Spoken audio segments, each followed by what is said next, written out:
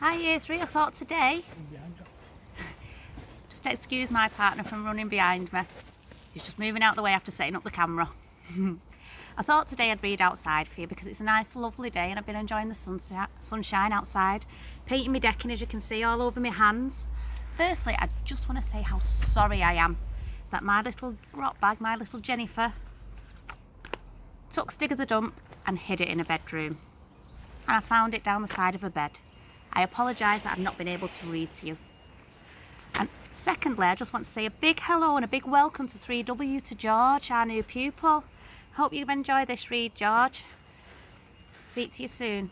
Okay, so we're up to the part where Barney was at his nana's house and two people had been inside his nana's house and took some things out. So he ran and got Stig and he caught up to them in the lane. So I'll start from the top of the page again and just recap a little bit for you. The man turned around for his hat, which had the arrow stuck through it. He pulled the arrow out, then he looked at the sharp flint tip and his face went white. "You little horror," he snarled at Barney. "Where'd you get them things from, eh? You know you might have killed me." He broke the arrow across twice and threw the pieces angrily to the ground. "Come on," he said.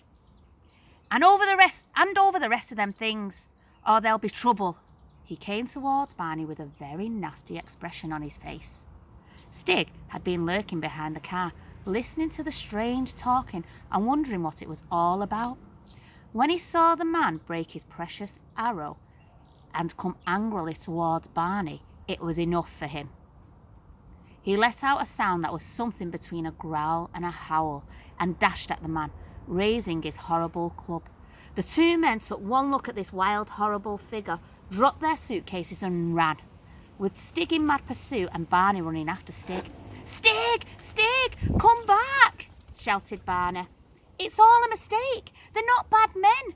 They're not thieves. They come to mend the television." But it was no use. What did Stig know about televisions? There was a barbed wire fence at the top of the lane and the men decided to get over it in the hope of escaping from Stig. As the second was scrambled over, his raincoat got caught in the wire. In a panic, he struggled out of the coat and ran off over the field, leaving it on the fence. It was this that saved him from the teeth of Stig's club, because Stig stopped to look at the coat as if he was not quite sure what part of himself the man had been left behind. Barney caught up with him and took hold of his arm. "Stig, Stig, you mustn't chase those men," Barney panted. "I thought they were thieves, but they're not. They might tell a policeman and then there'll be awful trouble." But Stig was looking at the coat. As he turned it about, there was a tinkling sound and a whole lot of shining things fell out of the pocket on the ground.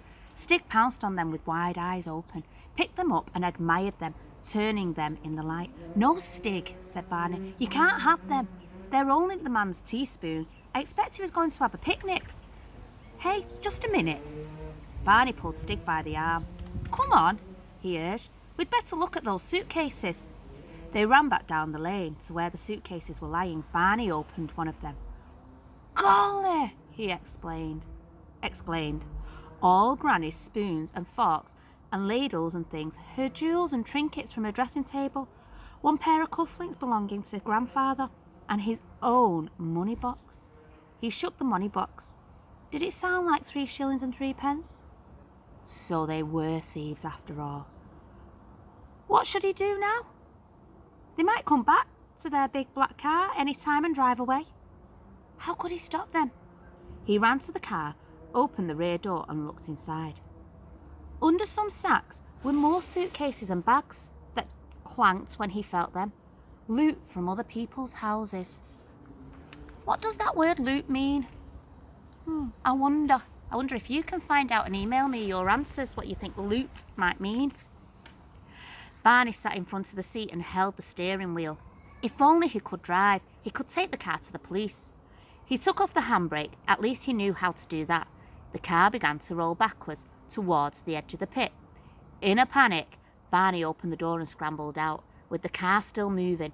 Barney's mouth was open and he held his middle as he watched the big black car move backwards slowly towards the pit. There was a lurch at first, one back wheel. Then the other went over the edge. The car bumped down on its underneath. Perhaps it would stop now. But no. The edge of the chalk crumbled. The rear of the car settled lower. The front wheels rose slowly in the air. And with a horrible scraping and grinding, the whole car slid over the edge.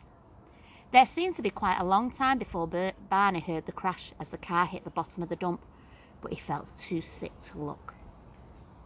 When he opened his eyes, he saw Stig looking over the edge of the cliff, waving and pointing and grinning all over his face, as if it was some great animal they had just hunted over the cliff, and he was looking forward to cutting up the meat. Then he was running off round the pit to get to the bottom. Barney remembered the suitcase and hurriedly hid them deep in the bramble patch before running off after Stig again. By the time he got to the car, which was lying on its back with its wheels in the air, Stig was already hard at work skinning the leather off the seats and the carpet off the floor. Barney stood helplessly watching. Stig obviously thought that anything thrown into the dump was for him and to do what he liked with. But if the men came back and found them at it, they would be very angry. Then he saw